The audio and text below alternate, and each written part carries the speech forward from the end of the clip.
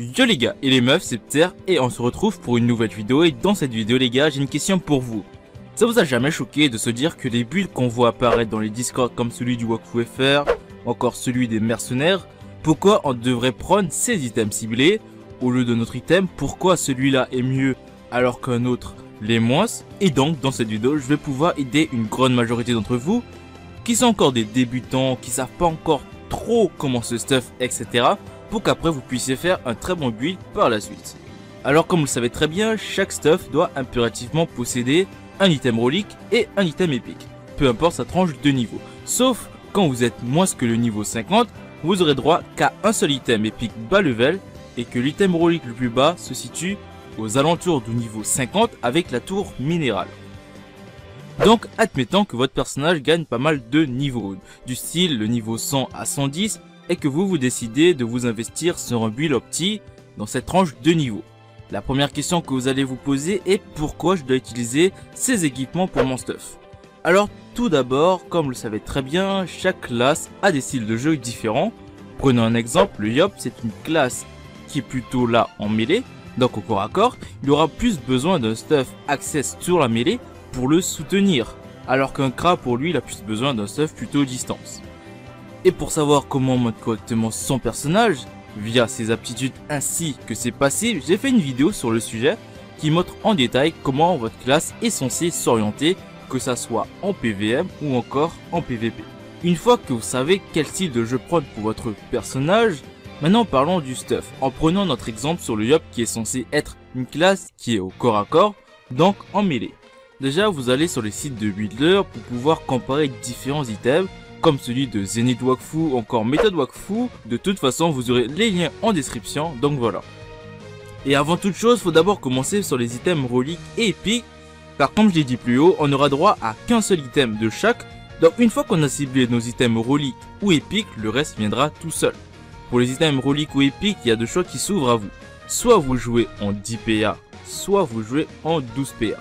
Si vous voulez mon conseil, je dirais que le mode 10 PA en bas niveau est beaucoup plus populaire, alors que le mode 12 PA en THL c'est aussi beaucoup populaire, car vous aurez droit à avoir la rune inflexibilité en BL dans votre stuff, alors que en 200 c'est plutôt compliqué avec le mode 12 PA.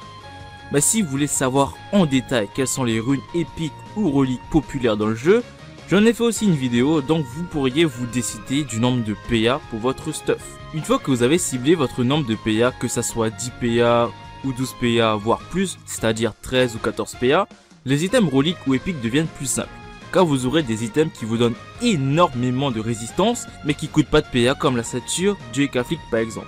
Ou encore une relique comme l'insigne de mairie qui donne énormément de stats pour un emblème 95 qui coûte pas de PA non plus, mais qui permet de gonfler les caractéristiques de votre personnage. De même pour ceux qui veulent jouer en 12 PA ou plus, vous aurez droit à des items comme la Popcorn qui donne moins de stats mais qui permet de gagner 1 PA, ou encore la Clémore de Fenris qui lui vous donne 2 PA vu que c'est une arme à deux mains, mais aussi avec moins de stats.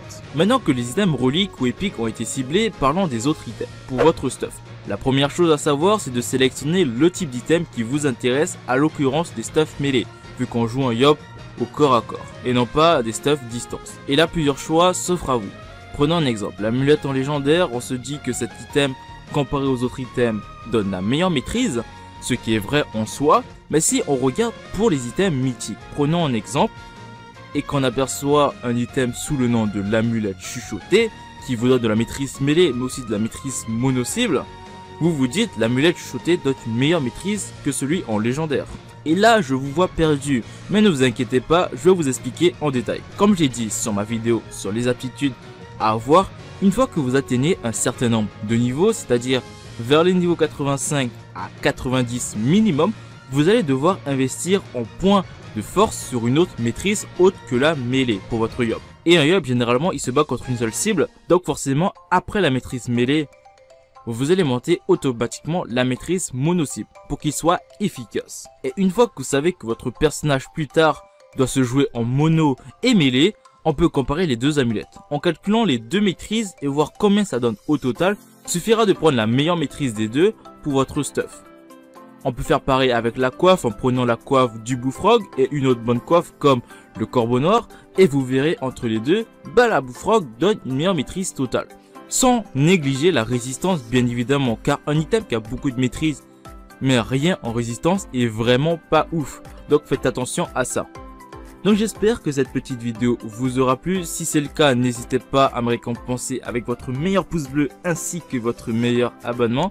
On a bientôt atteint les 3000 abonnés les gars, donc bientôt il y aura prochainement le concours que je vous ai promis sur une vidéo que j'ai sortie récemment. Et si vous voulez une vidéo sur comment on monte correctement ces chasses dans nos équipements, c'est-à-dire grâce à l'enchantement, n'hésitez pas à me le dire dans les commentaires. Et moi je vous dis à une prochaine vidéo les gars, ciao.